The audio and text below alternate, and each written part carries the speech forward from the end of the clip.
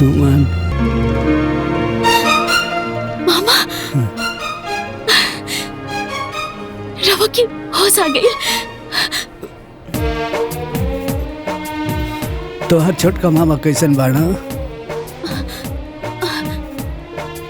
अब ठीक बानी भैया। सुमन मामा जी ठीक बानी। रवा लोग के कुछ ना होई मामा जी। हम बानी ना, रवा लोग के कुछ ना होके दे।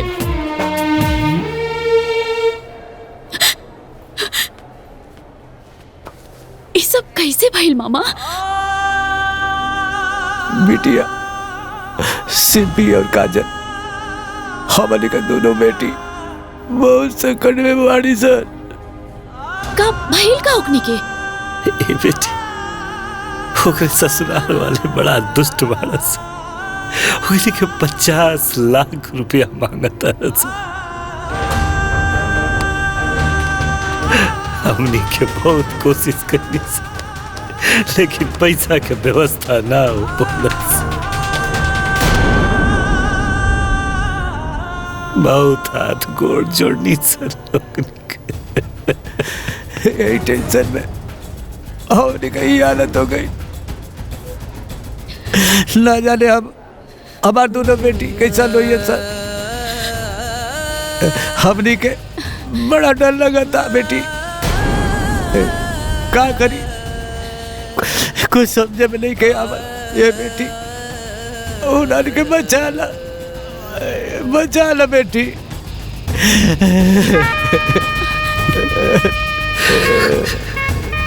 रवा लोग एकदम चिंता मत करी मामा। हम बनी ना, हम जाके ओकनी के देखा तानी। ओकनी के कुछ ना होके दे।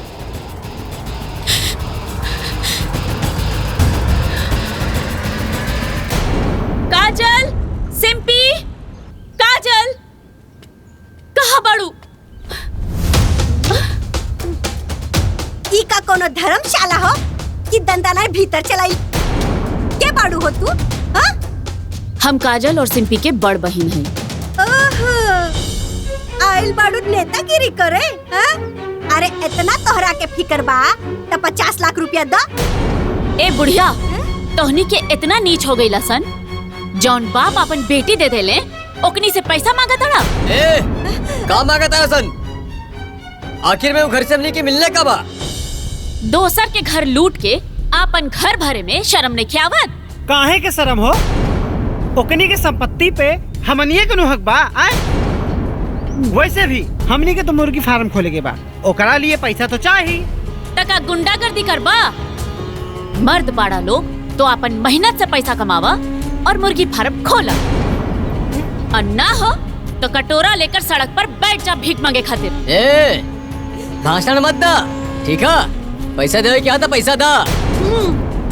न तो जैसे दोनों बुढ़ियन के मार के भगाइले रहनी नू, वैसे तोहरा के मार के भगाई।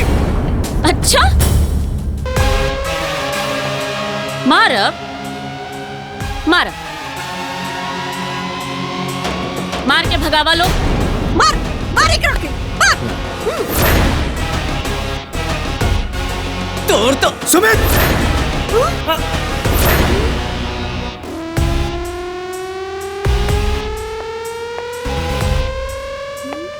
साहब रहुआ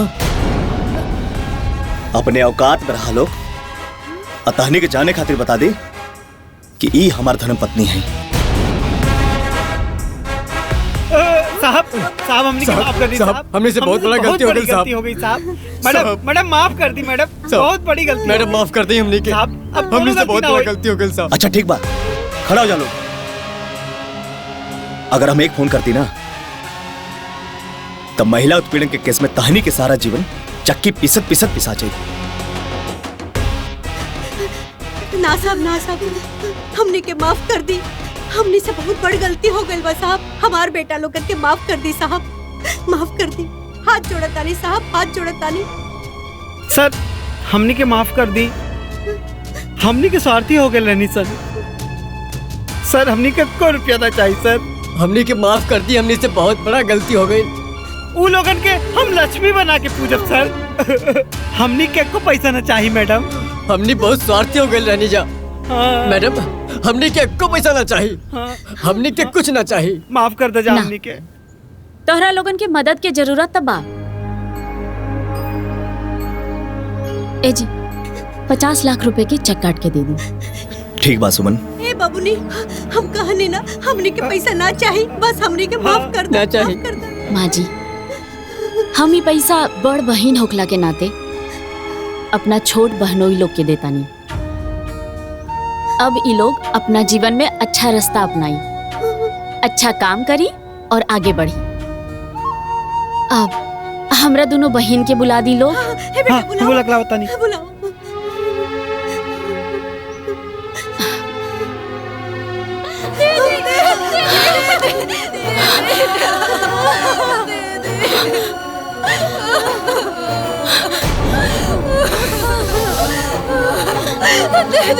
ये लोग इंसान ना जानवर बाड़े। ये लोग हमने के बहुत सतावले बाड़े दीदी। हाँ दीदी, ये लोगन के पुलिस के हवाले कर देवे के चाहिए और एकरा के फांसी की सजा होवे के चाहिए। हमने के खूब सतावले बाड़े। नहीं देखा।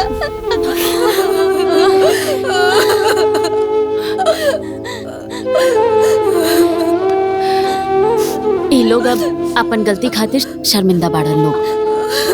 हमनी के माफ कर हमनी दे के जा। माफ कर दा। हमनी के माफ कर दा सन। ऐसे हमनी के माफ कर दा। अब तोहरा लोग के डरा के कोनो जरूरत नहीं खे।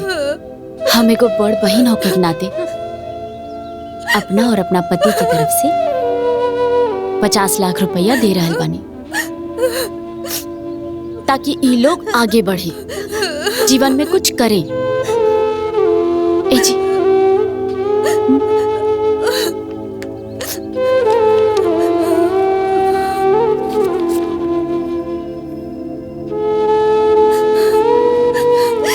दीदी, ये 50 लाख रुपया तू दे रहल बाड़ू? हाँ, और ये 50 लाख रुपया तोहरा जीजा जी के मेहनत के कमाई बा। दीदी, ये सब कैसे दीदी? ये सब हम बाद में बताई। अभी हमरा साथे चला, काहे कि दोनों मामा के एक्सीडेंट हो गइल बा।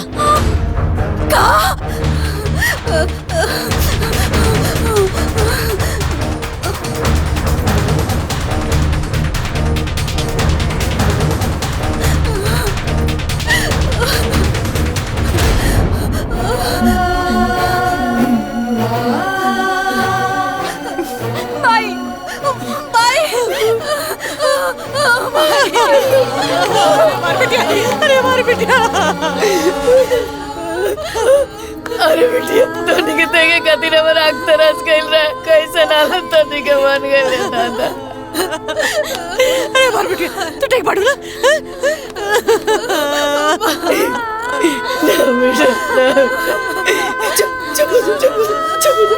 भगवान, तू आ गई लो। राक्षसन के चंगुल से चढ़ के आ गई लो। भाई, हम पापा के देखे जाता नहीं। हाँ भाई, बाबूजी कहाँ पड़े? चल दीदी।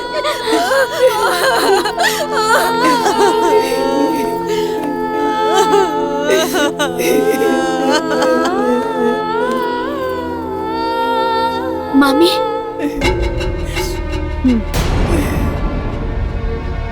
चिंता के कोनो बात नहीं खे। मामा लोग फिर आ गेले ते का देखेल बड़ा का इतर मामा मार गइल बड़ा की जिंदा बड़ा। अरे कल श्राप लागल बा अपनी के परिवार पर, श्राप लागल बा। अरे कल वो ये बनू से देख देख हमनी के सुहागा भी जिंदा बा। देख देख। अरे हमनी के बेटी तोरा ने बिना बाप के नहीं की सर। हमनी के बाप जिंदा बा, जिंदा। अरे तोर भी पता हमनी के ना खाई रे। ते भी पता इस भी पर तू कलंक है, तू मलूस है। तू हमनी के चबाई डाल बाड़े रे। तू डाय नहीं। बस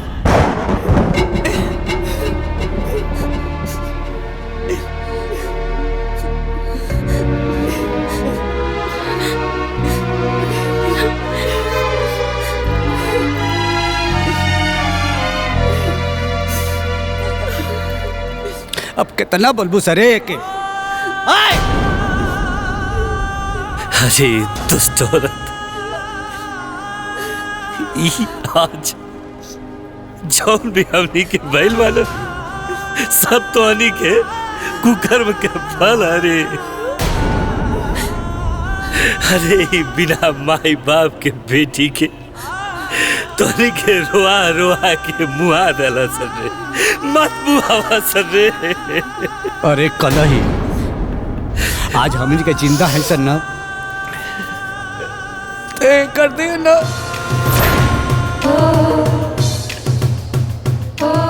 आज तो के माँ का सिंदूर एकरे चलते सलामत।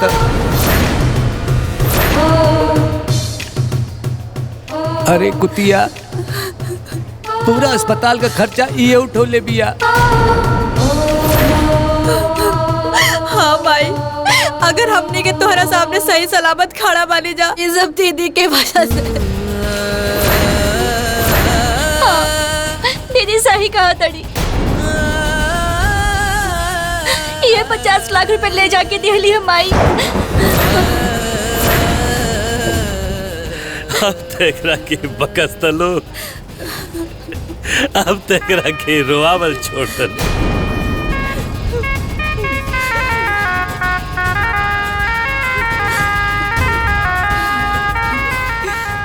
तो हम लोग एकरा के भिखारी के न भेजले रहलू है। बाकी अरे जौना बेटी के तोहन के हित समझत रहला सन, आज वह बेटी जीवन दाता बन गई। हमनी खातिर भगवान बन के आइल बिया। तोहन के पाप से मुक्ति ना मिली मुक्ति।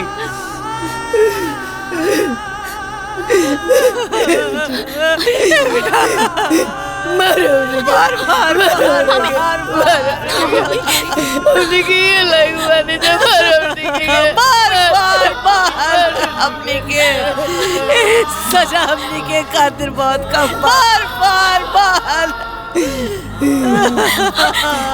माफ कर दे बेटी, माफ कर दे। हमने के कौना मुँह से माफी मांगे जा।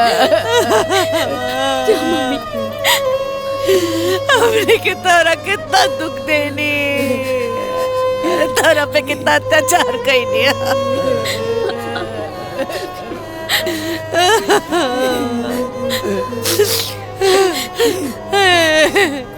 बेटी हमरा के माफ कर दे बेटी, माफ कर दे। हमने के माफ कर दे बेटी, हमने के माफ कर दे बेटी। बेटी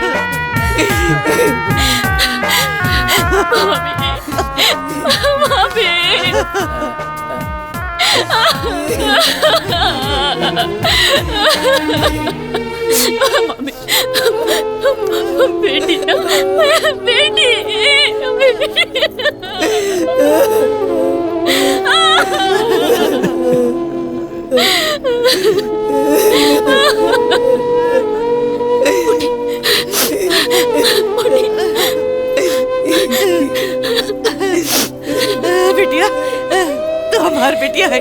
ए दीदी, ये हमारी बिटिया है।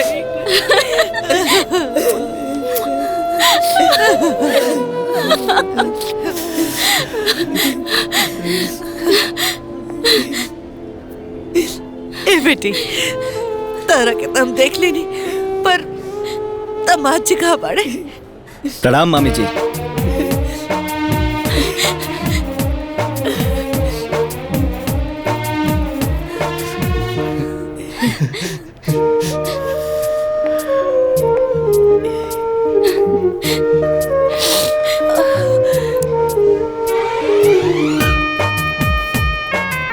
हम है राउर भिखारी दमाद। मेहमान जी, अरे वैसे हमने के हाथ जोड़ के माफी मांगे तो अरे नहीं मामी जी, भगवान हमने के प्रायश्चित करे खातिर ई सारा घटना रचला।